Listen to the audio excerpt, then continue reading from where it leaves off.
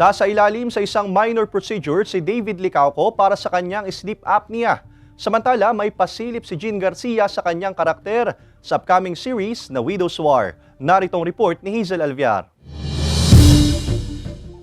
February nung nakaraang taon nang aminin ni David Licauco na mayroon siyang sleep apnea. At sa April 30 ngayong taon, nakatakda siyang sasailalim sa isang minor procedure. Ang sleep apnea ay isang kondisyon kung saan paulit-ulit na humihinto sa paghinga ang isang tao habang natutulog. Isang sintomas nito ay ang malakas sa paghilik na nagdudulot ng pagod sa kabila ng mahabang pagtulog.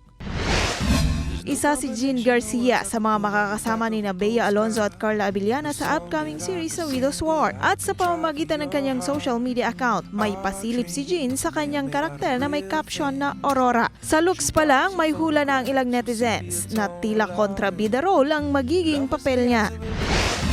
Matapos naman ang kanyang successful TV comeback, bibida naman si My Guardian Alien lead star Maria Rivera sa indie film na may pamagat na balota ng GMA Pictures at GMA Entertainment Group. Isinulat at sa direksyon ito ni Kip Obanda kung saan iikot ang kwento sa isang guro na naglingkod sa halalan at tumakbo dala ang ballot box, laman ang huling kopya ng resulta ng halalan nang sumiklab ang karahasan sa kanilang bayan.